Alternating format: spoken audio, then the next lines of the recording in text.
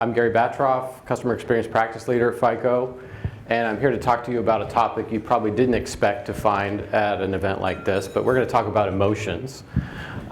If you asked me a month ago if I was going to talk about emotions, I'd be like, no, that's not me. I'm not going to be doing that. But here we are. We want to push the envelope with you every way we can, and so we're going to talk about emotions because, as you'll find, it's a pretty important part of a customer experience. So just a little bit of background on myself. Been doing consulting for about 21 years. Last 6 focused just on customer experience because that's my passion. I've helped a few brands that you probably heard of, Microsoft, Disney, Lululemon, and I'm a car guy. I'm not from Fort Collins, but I have lived in Australia working for General Motors. That's a picture of me working on some of the cars that I was involved with. At Holden's and Daewoo, as I was a General Motors design engineer. Also restored a couple sweet-looking '67 Mustangs. That's my favorite down there. And to really geek you out on automotives, I did my master's thesis on the application of Japanese management principles to the U.S. auto industry. And so no one's ever read that except for myself and my instructor. So if you want to approach me afterwards for a read, feel free to come and approach me for that. So I'd like to start with a quote that I think kind of sets the stage for what emotion is and how it impacts customer experience. It's a great quote from Maya Angelou. People don't always remember what you say or even what you do, but they always remember how you made them feel.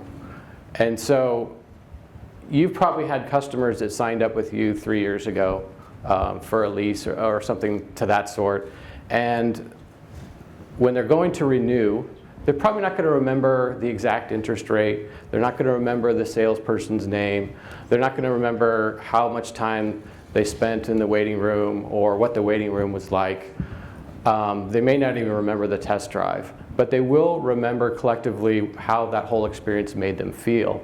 And so when they decide whether they're going to come back to you again and be loyal to you, they're going to think to those moments and how they feel about that whole experience and base their decision based on that emotion.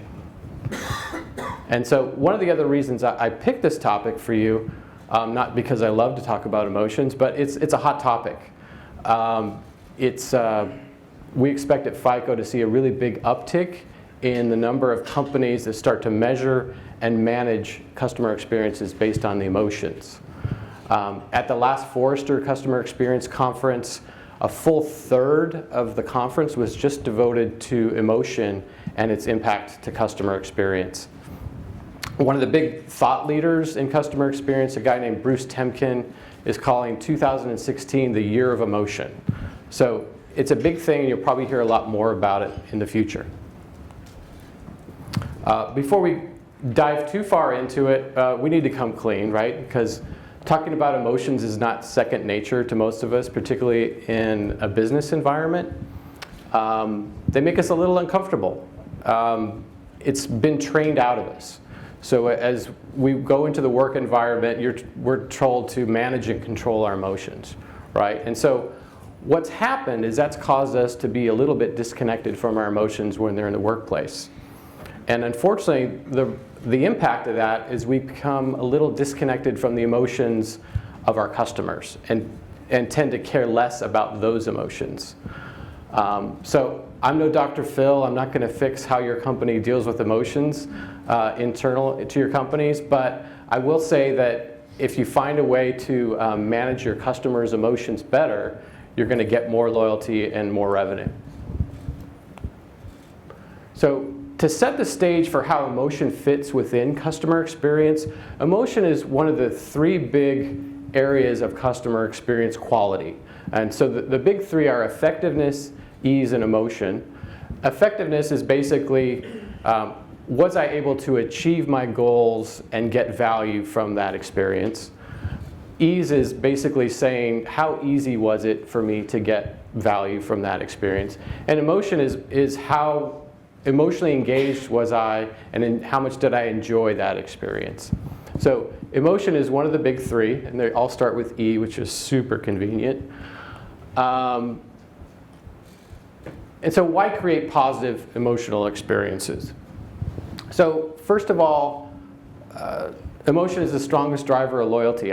You probably didn't know this, and I didn't really know this until fairly recently. Customers also expect it. So it's in social media. You always hear people commenting about how a brand made them feel, either positive or negative. And unlike before, it used to be really cumbersome and expensive and time-consuming to measure emotion, but now there are a lot of automated ways to make it easier to measure and act upon. Your competitors are also going to focus on emotion, partly because I just told them here in this room and let the cat out of the bag. It also generates revenue. So there's a proven correlation between emotion and loyalty and revenue that it generates.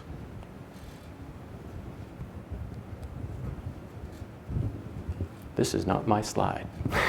But I'll wing it. So what I wanted to show you here is that of the three different areas, now success is equivalent to effectiveness, effort is equivalent to ease, and emotion is what we just talked about. And what you can see is that there is a pretty significant uptick in the likelihood to recommend the Net Promoter Score across all three of these areas of important areas of customer experience. We get a very big uptick in Net Promoter Score from success and effort, but an even stronger one from emotion. And so emotion is a really strong driver. Let's see what the next slide is. Okay. But what you can also see is that companies are really doing poorly in emotion. They're doing just good in a success and okay in effort, but they're doing poorly in emotion. So you've got the strongest driver of customer experience available to you, but companies are doing poorly at it. So there's a big opportunity for companies that's not being leveraged. So one of the ways to measure customer experience and emotion is video-based expression analysis.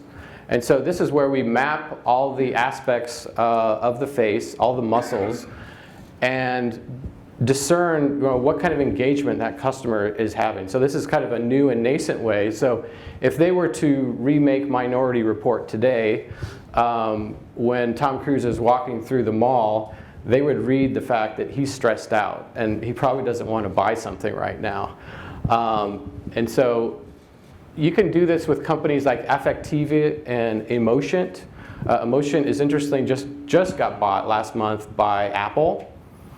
So you won't hear too much about emotion, but what you probably will see in the future is being able to read your emotions through your iPhone. And if Apple really makes cars like people say they are, potentially the cars will be able to read your emotions. So all this is based on research of a guy named Paul Ekman, whose life story was kind of the basis of a show called Lie to Me. I don't know if you've heard of this. It's on Netflix. It's a really interesting show if you're interested in this concept of facial recognition. But he became what's known as the best lie detector on earth. So he would get hired by the FBI and the CIA when they were interviewing people that they thought were doing something bad to detect whether they were really lying or not. Because the face is really where your emotions are put out to display.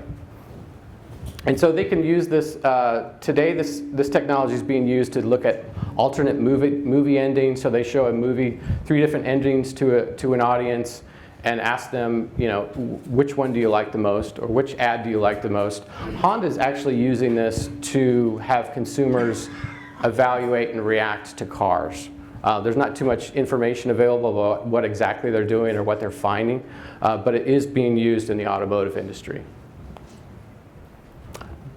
Probably the most common way today, though, to measure emotion is text analytics. And so it's being done by companies like Whole Meaning or InMoment, and they're taking really large volumes of Twitter feeds, Facebook, customer surveys, chats from online chats from call centers, and aggregating all that information through text analytics discerning, okay, what kind of emotions are the customers going through? Are they positive or negative? And then consultants like myself are looking at that emotion data and correlating it with business outcomes. So if a customer, how angry are the customers? And when they're angry, how does that impact things like lease renewals? So text analytics is probably the most common and best way to do it today. So once you've measured emotions, then you've got to be able to understand them. So this is a tool we use at FICO. It's called a persona, and you'll get something similar to this this afternoon when we have our workshop. But this is Janet. She's a patient for a pharmaceutical drug. And we use these personas so that you can start to empathize and get into the mind and see through the eyes of your own customers. And it's not until you can empathize with your customers that you can really start to solve and improve the emotions of the customers. And so she's telling us how she feels, how her life is, what her challenges are, and we've got automotive versions for you this afternoon. Another tool we use is a journey map, and this is a simplified journey map that we've put together that you'll have also this afternoon in the workshop. But you're seeing Janet as she goes through a complete car life cycle. So from the time that she discovers a brand, compares it to other brands, test drives the car, all the way down to when she's advocating and usually saying something positive of the brand, but in this instance saying something negative about the brand. And so she started off in a very positive place, feeling energized and excited, but she ended up feeling patronized and defeated. And you know that if a customer undergoes these kind of emotions, they're not going to purchase from you again. So just kind of wrapping it up, how do you create these positive emotional experiences? It's really done through research. So text analytics is one of the big ways, as I mentioned. But you want to determine what are the intended emotions. So your customers have an expectation, usually set by your brand promise, on what their expectation is of that experience they have with you. So do they want to feel, excited? Do they want to feel trusted? What are those feelings that they want to have? And then you want to look at what actual experiences occur. So, so if they wanted to feel trusted, how do they want to feel trust? Do they really get trust? And so you look at that gap, and you also want to look at the brand promise and make sure you're consistent with that. And then when you dig into the words, into the text analytics, you want to do root cause analysis and figure out what's triggering those emotions. And then finally, once you've understood where all the gaps are, you want to redesign the customer experience. And so in doing so, pick out the most negative customer experiences. There's a lot of discussion within the customer experience space about innovation and creating new and cool things. Most companies are already doing so many things that piss off their customers that they need to fix those things first before they work on the cool stuff. And so we also know statistically that negative emotions can destroy loyalty much more powerfully than positive emotions can create them. So we want to focus on those negative emotions first. And you can use tools like employee training or incentives, technology automation, process improvements. There's lots of different things, and we'll talk about some of these in the workshop this afternoon. So finally, keep in mind when you're dealing with people, you're not dealing with creatures of logic, but creatures of emotion. So if you're able to make it to FICO World later this year, we're going to have a guy, Dan Ariely, come and speak. And he has a lot of really interesting things to say about emotion and how rational or irrational it is sometimes. So when you go back to your companies after this conference, I hope that you can come back and ask somebody at your company and say, well, I just found out loyalty is the most important driver of customer experience. How are we measuring emotion and how are we acting on it?